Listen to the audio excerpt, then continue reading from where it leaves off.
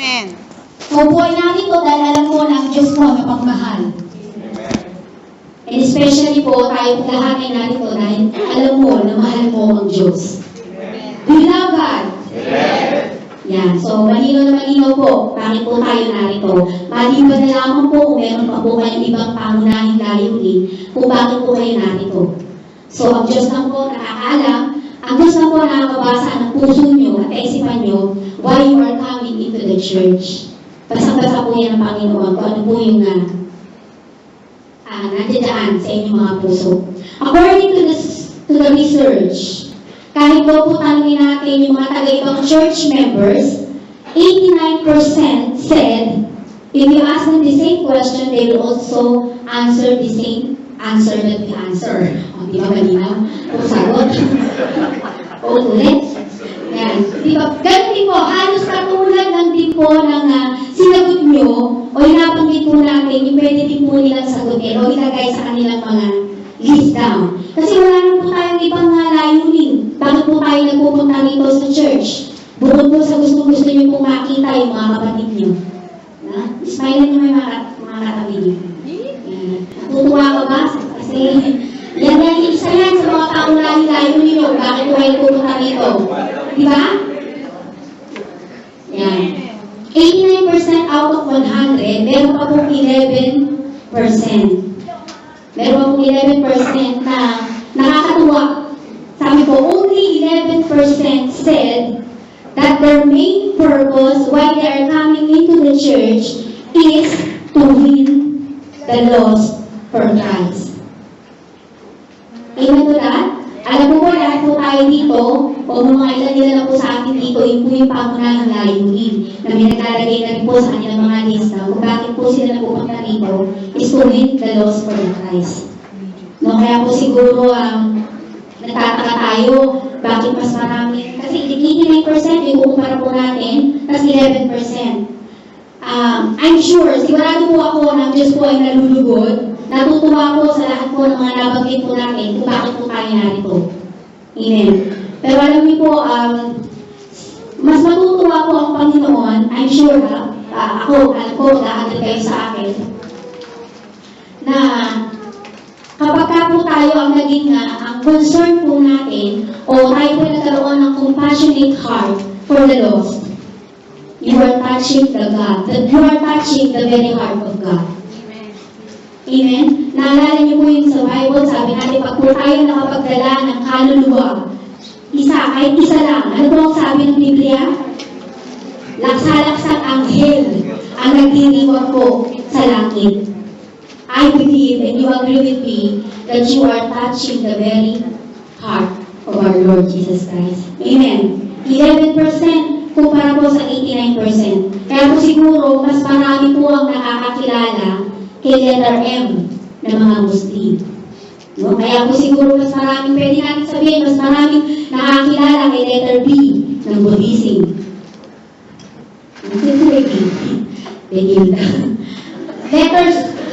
Letter M ng mga taga-INC. Kaya mas marami parang mas nakakilala. No? Kasi nakakalungkot, 11%. Ulitin ko po, ang Diyos po ay nalulugod sa lahat.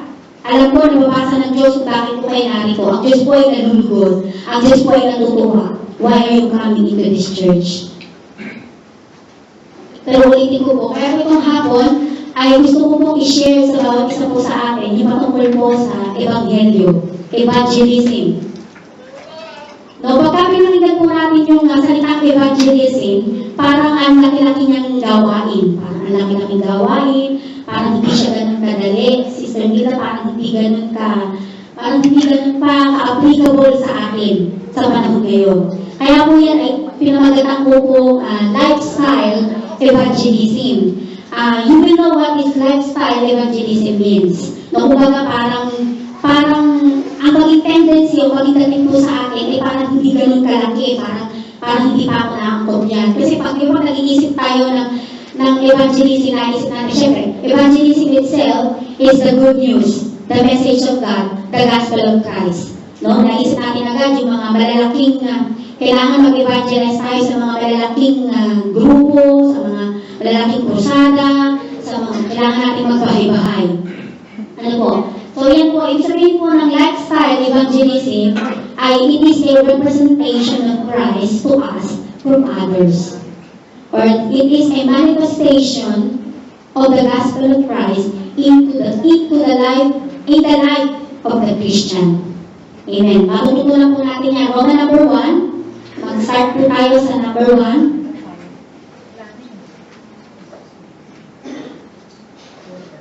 Our purpose statement. Do you remember our purpose statement? Ang sabi po ng aklat po ng Matthew chapter 22, ang sabi po niyan, you shall love the Lord your God with all of your heart, with all of your soul, and with all of your mind. Do you remember our statement? Di ba ito ay favorite po natin memory verse. Favorite po ng lahat yan, na lagi po natin naririnig. Kahit po tayo, lagi po natin nababanggit yan, no? I love you, Lord, with all of my heart, my mind, and my soul. Do you love God? Amen. Kayo po ba'y pumunta rito dahil mahal mo ang Diyos? Amen. Amen. So ito pong second statement, sabi mo yan, you shall love your neighbor as yourself. Favorite niyo din?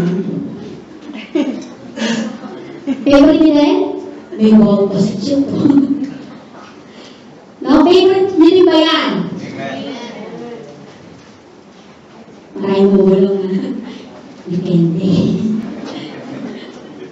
Nakikita. Minsan din naman ako. Sumasablay din. Minsan, understand natin yan. No?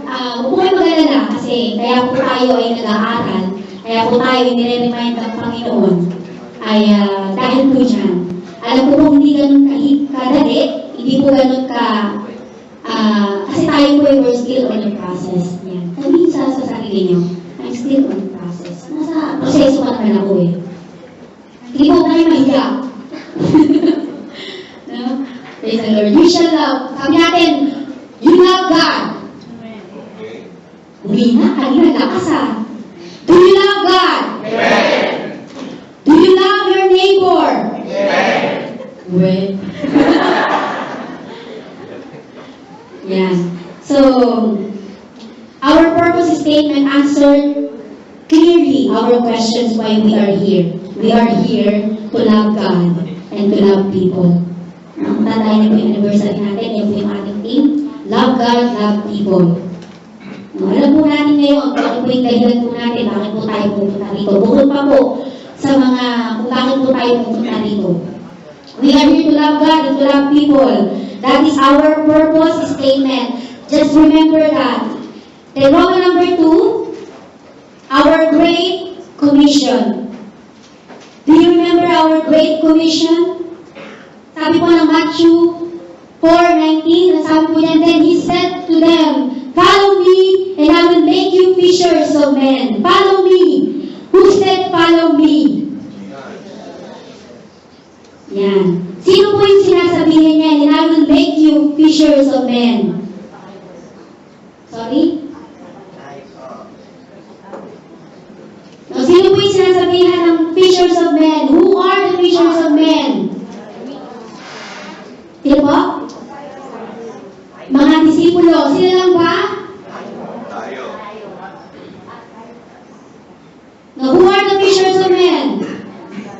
No, we as Christians, tayong lahat na nanampalataya sa Kanya, tayong lahat na tumatawag ng Diyos sa Kanya, lahat po tayo na tumatawag ng Ama sa Kanya, lahat po tayo na sumasamba sa Kanya, at lahat po tayo na nagmamahal sa Kanya. We are the fishers of men. Hindi lamang po yung mga disipulo, hindi lamang po sila, hindi lamang po kami, hindi lamang po kayo, lahat po tayo. We are fishers of men. Alam niyo po, brothers and sisters, whether you like it or not, you are in. You are already in, not out, in your mission field. Sabi mo sa katabi mo, you are already in, not out.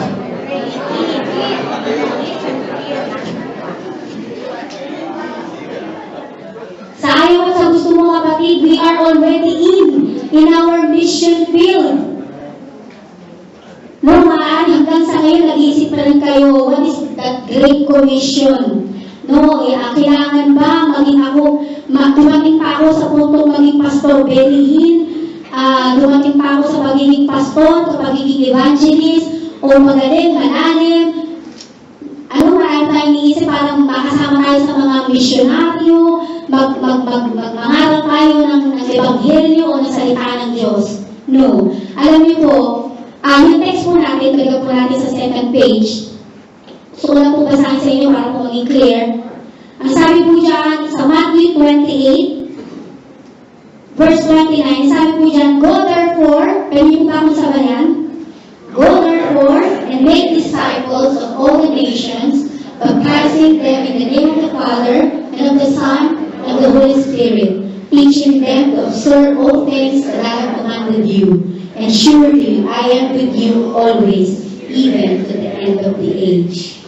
Amen. Yung po salitang go, as you go, ibig sabihin po yan, as you are going, wherever you are going. In other words, as you are going into your daily business. Wherever you are going, as you are going into your workplace, as you are going into your flats, as you are going into your friends, to your family, your mission is right there where you are. Amen. Hindi na po natin kailangan dumating pa tayo sa punto na maging yung katulad po na sinabi ko kanina para po tayo ay mangaral o i-represent po natin ang Panginoon sa buhay po natin sa iba. No, your mission field is right here where you are. Amen. Amen po ba doon? Amen. And then your mission begins wherever you are. So lahat po ng chance, dapat opportunity na po natin yun. We have to take the opportunity, begin your mission. Nakukuha na po natin. So parang hindi lang siya ganun yung tagtating sa atin, parang napakalaki. Kasi kailangan, kung ikaw nasa trabaho ka, nakikita agad yung lifestyle evangelism na sa sinasabi. You have to represent Christ sa pamamagitan po ng buhay natin. Amen. Praise the Lord. At meron po dito mga binigay ng mga effectiveness. Sabi niya, there are some ways for effectiveness in our lifestyle evangelism. And it also gives us the benefits for us to make us better Christians. Number 1 po, pwede po natin itong gawin. Actually, this is the application already. Ito po yung application na pwede po natin gawin. Kung naalala ko po yung nakarang tinuro po ni Chairman Grammy, ang sabi niya ay bibigay siyang isang praise na kung hindi man tayo maniwalaan sa salita ng Diyos, makita man lang sa buhay natin. This is lifestyle evangelism. Kung matatandaan niyo rin po, parang ang naituturo ko po o ang naishishare ko po sa inyo lagi is yung life testimony, lifestyle evangelism, yung puro patungkol sa kung saan dadalhin na natin yung salita ng Diyos sa buhay natin. Kasi the fact, ang reality po sa ngayon, ibang-iba na po kasi yung mundo natin ngayon. Hindi po katulad noon na sabi ko nga na yung mga 1980s, yun naabutan yan? Yung mga 1980s, no? Di ba, magbigay ka lang ng track distribution, ang bilis-bilis na buborn na yan agad eh. Di ba? Magpahay-pahay ka lang, mag-pray ka lang. Sabi mo lang, kuya, pag-pray ka namin, gustong-gusto nila eh. Iba kasi yung 1980s noon hanggang 1990s. Iba po yung tao. Dahil po siguro, naniniwala tayo na iba na kasi ngayon, no? We are in the last hour. Sabi nga, nasa end times na po tayo, kaya parang ang mga tao ngayon ay papatigas na talaga ang ulo. At kahit po yung dito din sa lugar natin, especially dito po sa UAE, hindi naman po ganun kadali. Hindi siya ganun kadali na mag-share ka o mangaral ka ng ebanghelyo, which is naranasan po natin yan, yung ibang mga nagtatrack distribution, mahirap. Sa saan mo mabilis magbigay kasi parang accommodate mga, anong tawag dyan? Yung mga tao, parang mabait. O sa Alriga, hindi. No? Kasi nagbigay kami sa Alriga, talagang iistabin ka. Iistabin ka, parang pinalibigay mo, may bayad, no? Parang ngayon. Kaya siguro ito yung lagi ibinibigay sa akin ng Panginoon na gusto ko pong i-share sa bawat isa. At para po maging, kasi sa mundo po natin ngayon, nakikiagaw na tayo eh. No? Sa moderno, sa environment, no, yung moralidad, pababa ng pababa, pataas ng pataas, pababa ng pababa. Pababa. No? Kaya iba na. Kaya sabi nga, hindi man natin makabisado yung salita ng Diyos, hindi man natin maalala yung Diyos, tayo yung magiging living word. Diba? At least ikaw mismo, ikaw tayo na Kristiyano, sabi nga natin, tayo yung mga sumusunod sa Kanya, na tayo na tumatawag ng Diyos sa Kanya, na nagbabal sa Kanya, tayo mismo makitaan. Nagmamanifest sa atin yung salita ng Diyos, si Kristo sa buhay po natin. Ito po yung kailangan po natin sa panahon ngayon. Amen? Kasi hindi na natin nadadaan ngayon yung mga tao na kahit paano gawin mo, may mga magagaling na preacher, may magaling na evangelist na, hindi siya basta-basta gano'n. Kaya ngayon po yung lifestyle evangelism, kung sino lang po yung mga nakasama natin madalas, kung sino po yung naaabot po natin, at least, yun lang po yung magawa natin. Kasi ito po talaga yung gusto ng Panginoon. Ulitin ko po sinabi po kanina una na natatouch po natin ang puso ng Panginoon. Kapag po tayo nakakaroon ng concern sa mga kapatid po natin na wala pa po sa Panginoon. Sa mga pamilya po natin na wala pa sa Panginoon. Yung mga ka-work, katrabaho natin, workmate sasabihin ko eh. Tapos, yung mga ka-flatmates natin na wala pa po sa Panginoon. Amen. O kahit kayo, wala pa rin sa Panginoon. Kaya ako muna, sister, na ako muna yung evangelize ko muna yung sarili ko. Hindi naman. Yan po. Yan. Balik po tayo, Roman number 3, our vision statement. Gusto ko na po ulit basahin, balikan po natin yung ating po. Pero wala na po dyan sa naibigay ko po. Kinuha ko po kasi ito sa The Message Bible Online version. Para lang po mas mababaw, mas clear yung pagkaunawa po natin. But the same text ko pa rin po ay yung Matthew 28, verse 29. Sabi po dyan, ito po yung mababaw sa The Message version. Go out and train everyone you meet. Everyone you meet, far and near, in this way of life. Maganda mo, no? Mas malinaw. Go out and train everyone you meet, far and near, in this way of life. Yan po yung The Message Bible Online version. Para po mas maunawaan po natin, i-apply po natin yung ating pong application. Number 1 is bring them in. Bring in into the fellowship. Sabi lang, bring everyone you meet, far and near. Bring everyone you meet, far and near, in this way of life. No, where to bring them? Saan po natin sila, dapat i-invite po natin sila, isama po natin sila, nakakatuwa yung iba po dito. Meron na po tayong mga nakasama. Salamat, alam po, napapangitiin niyo po ang Panginoon, nalulubi po ang Panginoon sa ginagawa po natin. No, invite po natin sila, invite them into the fellowship, invite them into the church. Yan. Wala na po tayong ibang pag-i-invite sa kanila. Di ba? Kung saan doon pag-uusapan ang ating Panginoong Jesus. Wala na po iba. Hindi po yung tayo yung hindi tayo yung nai-invite. Hindi po tayo yung naisasama nila. No? Sige na, huwag na. Baka may tamaan. No? Bring them into the church. No, isama po natin sila, invite po natin sila. O hanggang ngayon, hindi po natin ma-invite, hindi natin ma-isama. Kasi hanggang ngayon, hindi alam, born again ka pala. Kung nagulat pa sa'yo, kung in-invite mo, invite kita sa church namin. Ha? Wala. Kasi hindi halata. Hindi halata na born again Christian pala. Well, I hope, siguro po, sa isang taon natin kasama na natin sila sa trabaho, o especially mga kaibigan natin na wala pa sa Panginoon, matagal na natin silang kasama, siguro naman alam na po na tayo po ay Christian. No? Pag tinanong po tayong Christian, kasi lahat pwede naman i-claim na Christian. No? Sabihin po natin, born again Christian. Dapat confident po tayo doon na tayo po ay born again Christian. Yan. Isama po natin sila sa fellowship. Fellowship, bakit po sinabing fellowship? Kasi tayo yun, no?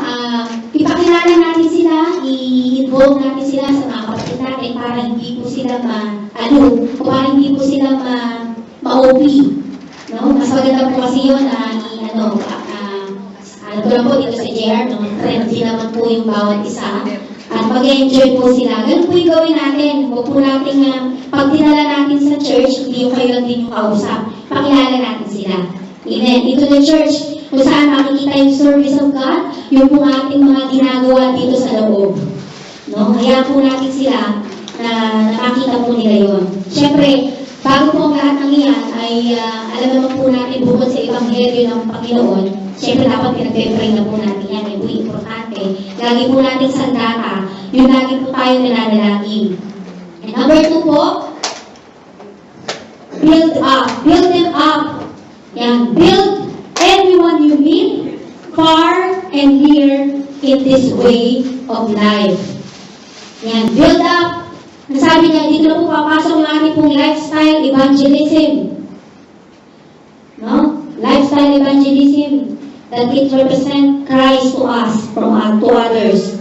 Ang sabi po ng lifestyle evangelism, ito daw po yung that we can live by both word and example. Binabanggit ko na po kanina. No, dapat nakikita po sa atin yung salita ng Diyos at maging example po tayo sa kanila. And then yung pong pangalawa na where we can be salt and light of the world. Yan po yung importante. Kasi tayo po pag nabubuhay, ito sabi nga natin, kung ikaw nasa katrabaho ka, begin your mission. So kailangan ikaw, kumikilos ka ng Kristiyano. Huwag naman po tayo yung parang banal-banalan kasi kakainisan. Hindi naman po tayo siguro. Kasi yung iba, kapag tahimik ka, boring ka, no? Hindi naman po sinabing maging lang tayo, yung sakto na talagang makikilala tayo na, kumbaga nakikilala sa atin si Kristo sa buhay natin. Yung maging tayo, yung maging parang friendly din. No? Yung maging, mamaya, malaman po natin yan. No? Lifestyle evangelism, maganda po yung sinabi, live by both word.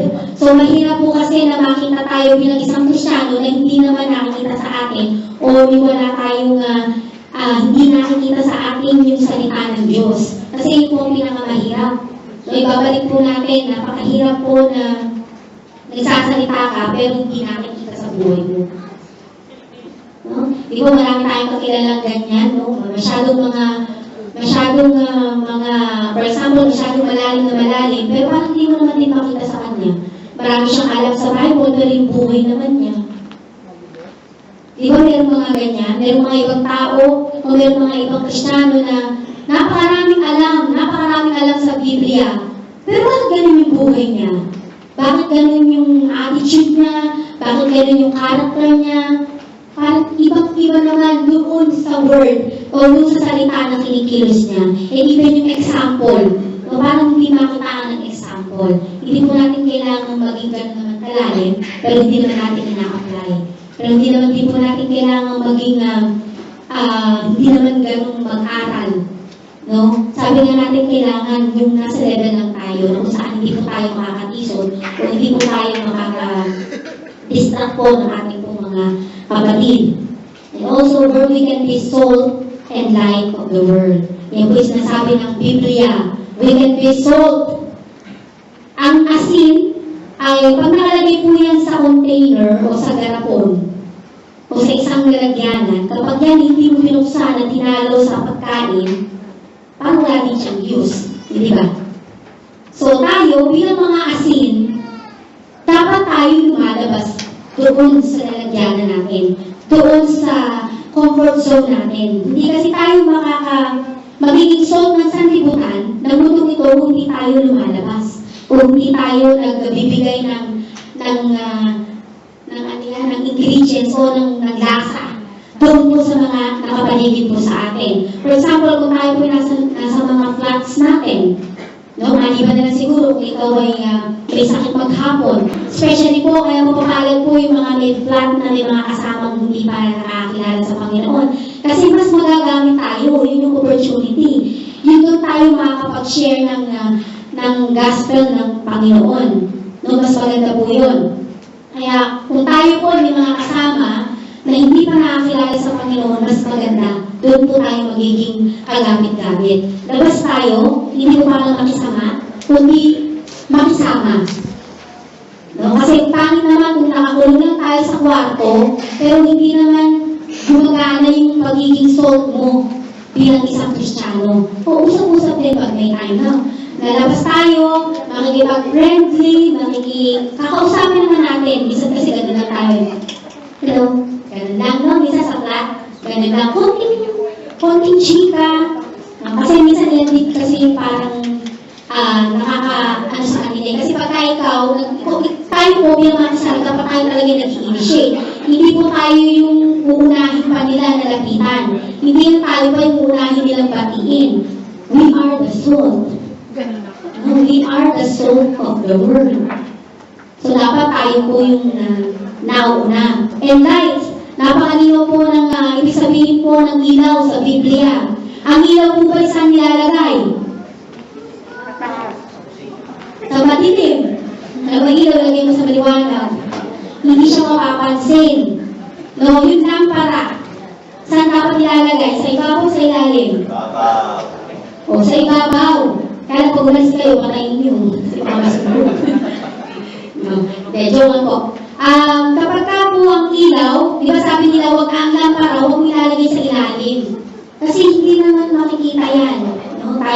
Paalala po ulit, we are the light of the world. Lagi po natin aalalahanin yan. Kaya dapat ang ilaw, sumisimbolo po yan ng kaliwanagan. Kumbaga, maaliwalas. Kaya dapat pag tayo nakita ng mga Kristiyano, pag tinignan tayo ng mga kapatid natin, dapat maaliwalas yung tingin sa atin. O sige, tingnan niyo yung katabi niyo. Aliwalas pa. Seryoso kasi kayo. Di ba ganun ang ilaw? Ang ilaw, pag tinignan mo, maliwanag. Hindi yung pag tinignan ka, parang napakadilim ng mukha mo. Pagka sa halip na lalapitan ka, dapat ito yung maging character ng mga ushers. Kailangan ng mga ushers kasi para pagpasok, ng mga attendees natin, yung mga kapatiran natin, sila, nakikita na agad yung ilaw, mga ngiting-ngiti na yan. Mga ngiting-ngiti, hindi nakasimangot, maaniwalas. Ganun kasi tayo bilang mga Kristiyano. May problema man tayo, pero when it comes to the Lord, hayaan ibigay natin sa Panginoon yan. Kasi pagdating natin dito, kasi baka mamaya, malipasan natin dun sa mga papasok. Tumulong yung asyo. Pagkalayo pa lang. Diba? Ikaw ngiti-ngiti, baliktad, ngiti-ngiti ka, yung usher, ganun lang naman. Tapos, kasi pa yung nag-encourage, Sister, kamusta ka na? Ganun naman, baliktad. Yan po yung mga ushers and ushered natin. Lagi mga naka-smile. Huwag niyo po kakalimutan, yan po yung ministry. Begin your mission. Kung ano po yung mission natin, hindi lang naman po yung kung ano po yung pinagkatiwala sa atin ng Panginoon, whether you are technical, o siguro naman nakakitilagan, whether ikaw ay tumutugtog, whether ikaw ay nakaupo, kapag ay nakangiti, whether kung ano man yung ministry nyo, isipin nyo, nasa mission field ka na lagi. Lagi mong iisipin na ikaw po ay naglilingkod sa Panginoon. Kaya dapat, best po lagi yung ibibigay po natin. Amen. Lagi po dapat tayong masaya. Lagi po tayo dapat na laging authentic. Yung parang, hindi maligalig. Yung laging masigla. Masigla po sa paglilingkod sa Panginoon. Kasi ang pinag-lingkod po natin ay Diyos na buhay. Hindi po na tayo. Amen. Praise the letter B. Letter B, may echo. Build bridges. Build bridges, ibig sabihin po niya ay develop. We have to develop a relationship. Build a relationship means to flow freely and naturally without any grudges. Di ba yung bridges, parang build connections. No? Kailangan tayo po, no? Everyone you meet, far and near, yung near, ibig sabihin yung near, tinutukoy yan, pwede yung mga ka-flatmates nyo, yung mga kaibigan nyo na wala pa sa Panginoon, na yun po yung mga near, yung pamilya. Na yung far, saka po tayo dating doon. Halimbawa, yung mga namimit po natin sa labas, sa mga katrabaho po natin. Kaya po, everyone you meet. So, build bridges, build connections. So, isa po dyan, sinasabi na magbigay po tayo ng mga initial contact. Hanggat na, kasi wala naman po tayong gagawin kasi sila naman po yung araw-araw natin nakakita nakakasama, especially yung mga kasama natin sa bahay, yung kasama po natin sa trabaho. So, why not? Mag-start na po tayo ng ating pong gagawin sa Panginoon to win the lost for Christ. No? Mag-start po tayo ng connection. Mag-initial contact po tayo sa kanila. Hindi po yung puro yung mga ano lang natin ang kausap natin. Hindi po best friend, the own people, po yun ang kausap natin. No, kailangan magkaroon ng tayo kasi ito po yung ating, pag sinabi mo kasi nagmamahal ka sa Diyos, you shall love your neighbor. No, kung anong nararanasan mo, dapat iparanas mo sa mga ibang tao. No? Give initial contact. Becoming better acquainted, maging familiar tayo sa kanila. No? Dapat lagi tayong nakikipag-usap sa kanila. Hindi naman yung kailangan feeling parang friendly ka na parang may gusto mong umutang. Kasi baka ganun yung maging dating sa kanila. No? Kaya siguro kaya lagi akong lalapitan nito, pinabayad sa gusto mamutang nito. Baka ganun yung maging dating, ingat din po tayo. Then, kailangan po, yun, binanggit ko po kanina, maging friendly po tayo, i-share po natin. Ito yung sabi ko nga po kanina, every chance, every day, that is opportunity. So, kailangan po ay maging, i-share na po natin yung ating pong faith. No? I-share na po natin si Jesus. No? Yung gagawin po natin sa kanila. And then, maraming bagay. Yung sinabi na without freely and naturally without any grudges, alam niyo po, mas maganda po na kung makikipagkaibigan ka o mag-reach out ka ng tao, syempre wala naman yung ano. Although tayo po ay normal naman po na tayo may mga problema, pero alisin po natin yun. No? Yung gawin po natin, yung pinagagawa po sa atin ng Panginoon, na at least makita sa atin, makita po sa atin na madali tayong i-reach out. Hindi yung para tayong mahirap na abutin. No? Mahirap tayong kaibiganin.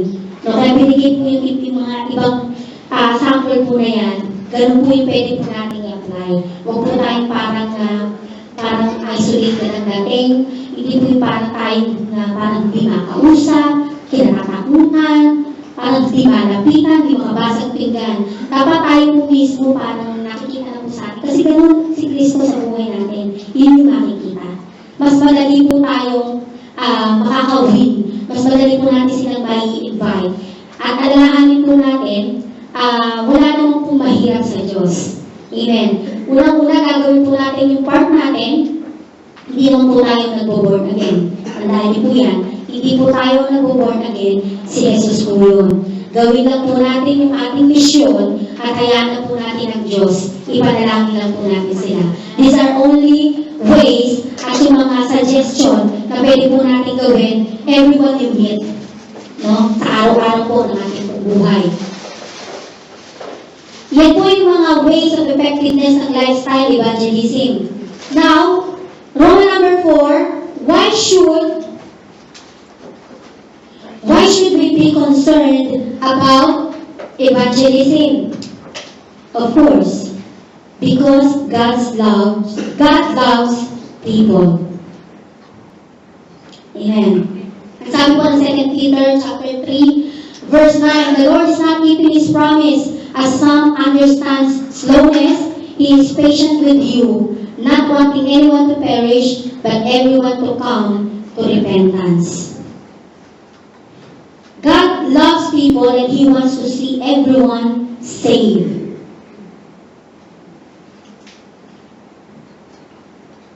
Amen.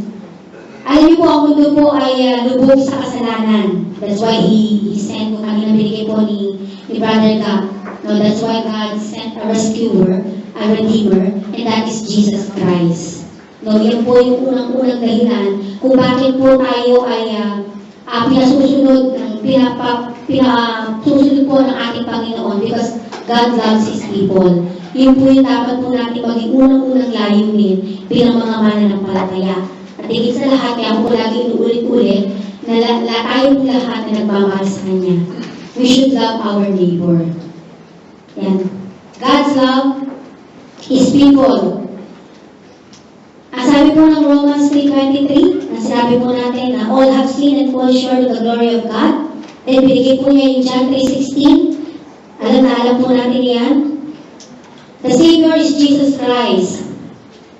Sabi niya, God never wants to see anyone die. God never wants anyone to go to hell. Ang hell po ay totoo, hindi po ito katang-isip. It was never God's intention for that to happen.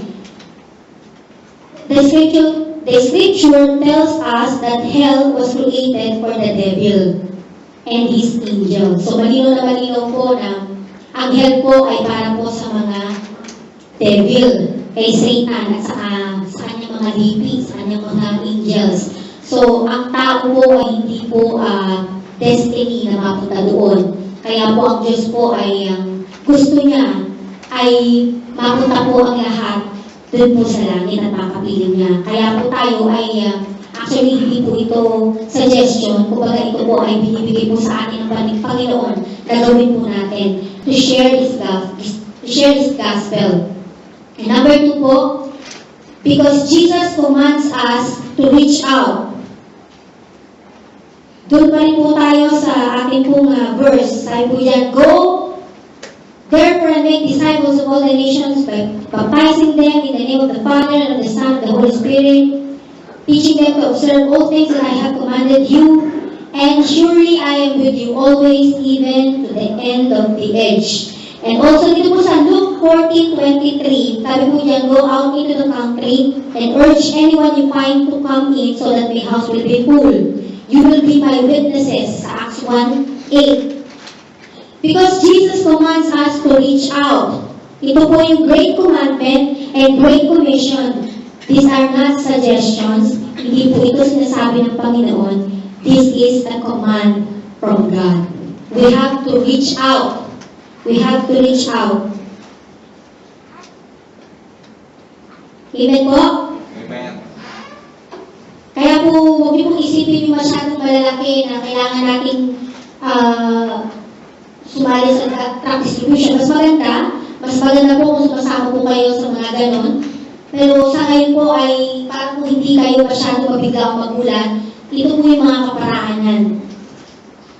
And then the third reason we need to be involved in outreach is because church growth is God's will. Colossians 2:19. Under Christ's control, the whole body is nourished and grows as God wants it to grow. Yan. Ito po ay kalooban ng Panginoon na lumago po ang ating church. Amen. Wala pong ang Diyos na gusto para po sa atin, kundi tayo po ay lumago. No, hindi po lumago o dumami. Ang ibig po sabihin is, yung tayo bilang mga mananampalataya, bilang anak niya, tayo po mismo lumalago sa kanyang pananampalataya. And then, it will follow na magsisend out tayo, mag-reach out tayo, at aabutin po natin yung mga kapatiran po natin sa pamagitan po ng salita niya. Sabi po sa Matthew chapter 16, God intends for His people to involve in evangelism. Ito po, ulitin ko, God intends for His people to be involved in evangelism. So, huwag po natin gawin tingnan na parang napakalaking gawain. Yun lang po yung isipin natin, how large will this church grow? How strong? Only God knows. Ang Diyos po ang magpaparami, tayo po ang kikilos. No? Sabi nga, nasa taong gawa, nasa Diyos ang awa. Yan po yung mga naalala ko pa ng grade school. Nakatikin ko sa dingding ng eskwelahan namin. At meron din po dito mga sinuggest sa Roman number 5 na para po mas mapagaan yung ating pong pag-evangelize o pag-read po natin ng laws. Roman number 5, evangelism prospect list suggestion. Na para po mas mabilis. Hindi ba tayo naman nabibig naman natin araw-araw yung mga katrabaho natin. Alam ko, nagawa na din natin, hindi ko lang matandaan na halimbawa yung ipag-pray tayo. Mas maganda, magkaroon tayo ng list down. Gawin natin to sa sarili natin. For example, ay sige nito, sa pamilya mo, meron pa bang hindi mga nakakilala sa Panginoon, mag-list down ka kung talagang ano tayo, di ba? Ito yung concern kasi natin, ito kasi yung compassion natin, na madala po natin sila sa Panginoon. Mag-list down ka ng mga names, no? Mag-list down tayo ng mga names. List down mo yung bayaw mo, yung kapatid mo, yung friends mo, yung best friend mo, tatay mo, nanay mo, yung mga hindi pa po nakakilala. Gawin po natin itong i-list down po natin. And then number 1, we have to pray for wisdom. No? Pagpatalangin po natin sila. Then kung wala po tayong wisdom how to pray, then gamitin po natin itong James 1:5. If any of you lacks wisdom, you should ask God, who gives generously to all without finding fault, and it will be given to Him. No, lagi naman po ganyan. Kapag lagi po tayo, bago po tayo talaga sasabak po sa giyera o bago po talaga tayo sasabak sa isang sitwasyon, dapat tayo muna tayong nananalangin. Basa po tayo ng salita ng Diyos and then yung salita niya magtuturo sa atin. Lagi po magkalaki po yan. So that ito po yung makatulong po sa atin to determine the best prospect. Number 2, ito na po yung sabi para kanina nauna pa. List the names of your non-Christian contacts. Number 3, begin praying for these people daily. Yan. So, lagi na po natin yung sisimulan. Huwag po natin kakalimutin. Siguro hindi naman po kayo ganun ka-busy. Hindi naman po tayo ganun para hindi po natin magawa. Kasi, alam ko, kayo po ay masisipag sa basan ng Panginoon. Amen. And then, last po, dito po tayo magtatapos. Yung ating pong conclusion, ibabalik ko po yung salt. No, para po paalala po sa bawat isa po sa atin. Remember the principle of being the salt of the earth. Sabi po yan, salt must get out of the container and mix with food to be effective. And number 2, without engaging in sin, we can still have contact with that sinner. Pero po natin sitang sinner without unbeliever. Diba po? Lahat naman po yan ay So, sige po tayo lahat ay manalangin. Limuot po tayo. Hallelujah, Jesus. Hallelujah, Lord. Oh, we give you praise, O God. Salamat po, Panginoon. Father, thank you, Lord, sa iyong salita, Panginoon, sa hapon ito, O God. Salamat po, O Diyos, sa ibinigay niyo po sa amin, paalala, O Diyos, sa hapon ito, O God. Father, alam po namin, Panginoon, na ikaw po yung lagi pong nagtuturo po sa amin, Panginoon. Father, your word, Panginoon, na patuloy po nagiging buhay sa amin, O God. Father, salamat po ng marami, Panginoon. Father, help us, O Lord, to be the salt and the light of the world, Panginoon. Ama, minsan po, O Diyos, kami po ay laging nakakalimot, O God. Ama, kami po ay laging nawawala, Panginoon. Even yung aming po mga sarili, O Diyos, ay parang hindi po namin alam, Panginoon, kung kami po ba ay nakaka-influence, Panginoon, sa aming po mga kapatiran, kung kami po ba ay nakakatisod, kung kami po ba ay hindi kinalulugdan ng aming po mga kapatid, O Lord. Father, we ask for forgiveness, O God. Hallelujah. Father, tulungan niyo po kami, Panginoon Jesus. Sa iyong salita, Panginoon, na-remind kami minsan pa, O Diyos, na mabuhay po kami na naayon po sa iyong salita, O God. Father, we want to live by both word and example to others, O God. We want to represent you in our lives, O God. Father, we believe, O Lord, na sinasamahan niyo po kami, Panginoon, sa lahat po na iyong pong lakad, sa lahat po na iyong pong ginagawa, Panginoon. Wala pong mahirap, O Diyos, sa inyo, God. Father, kung ito pinagawin lang po na iyong mga sarili, mahirap, Panginoon. But Father, with you, O God, makasakasama ka po namin, Panginoon, wala pong mahirap, wala pong imposible sa inyo, Panginoon. Kaya niyo po kami samahan at lagi niyo po kami tulungan, Panginoon. Father, we want to live a lifestyle, O Lord, a living word, Panginoon. Hallelujah, Jesus. Salamat. A living witness, Panginoon, sa inyo po, God. At sa amin po mga kapatiran, O God. Because you love your people, O God. Mahal ka po namin, Panginoon. Kaya gagawin po namin ito, O Diyos. Ama, lagi po namin sinasabi, Panginoon, na we love you, O Lord. With all of our mind, our soul, and our heart, Panginoon, but Father, minsan, O Diyos, kami po ay hindi napagkakataan, Panginoon, na mahalin po namin, O Diyos, ang iyong mga anak, Panginoon, ang aming mga kapwa, Panginoon. Father, forgive us, O Lord. Hallelujah, Jesus. Hallelujah, Father. Ama, salamat po ng marami, Panginoon. Father, sa akin ito, O Diyos. Hallelujah, that the Holy Spirit, Panginoon, ang mangusap, kumilos sa bawat anak mo na narito, O God. Salamat po, Panginoon. Alam po namin, O Diyos, minsan pa, labuksan po ang iyong mga puso, labuksan po ang iyong mga kaisipan, Panginoon, that we have to live in your word, O God. In everyone we meet, Panginoon, sa iyong mga kaibigan, Panginoon, sa iyong pamilya, sa iyong mga katrabaho, Panginoon, para maging vessel po kami, maging daluyan po kami ng pagpapala. Makita po sa amin yung Kristo sa aming mga buhay, Panginoon. Hindi man po kami paniwalaan ng Diyos sa aming pong pagsasalita, Panginoon. Makita po sa amin ng Diyos yung katotohanan na meron pong Kristo sa buhay po namin, O God. Salamat po, Diyos. Salamat po, Panginoon. Kaya mo, Panginoon, sa hapong ito, O God, hallelujah. Alam po namin, O Diyos, sasamahan niyo kami pa, Panginoon, sa aming po mga gagawin.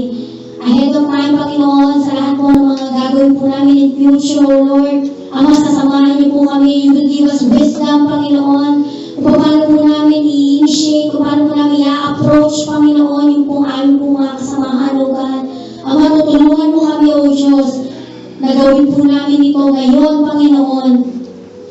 Father, hallelujah. Salamat, Panginoon, sapagkat napakabuti mo pa rin, Panginoon, sa amin. Hindi mo kami iniiwan, hindi pinapabayaan, O Diyos. Salamat po aming Diyos, O God. Hallelujah. Thank you, Lord. And Father, sa afternoon, Panginoon, salamat sa iyong salita, Panginoon. Salamat sa lahat ng iyong mga anak, Panginoon. Father, alam ko, O Diyos, lahat po kami, O God, ay natuto, Panginoon. Tumingin po sa amin, Panginoon, ang iyong salita, Panginoon. Kaya mahayang po, Lord, i-apply po namin ito sa aming mga pang-araw-araw ng buhay, O God. Maraming po salamat, O Diyos. And Father, samahan niyo pa po kami, Panginoon, sa aming mga gagawin. Maraming po salamat. Wala po kami ibang gagawin, Panginoon, kundi papurihan ka pa. Ibalik ang lahat ng pasasalamat sa pangalan ni Jesus. Amen.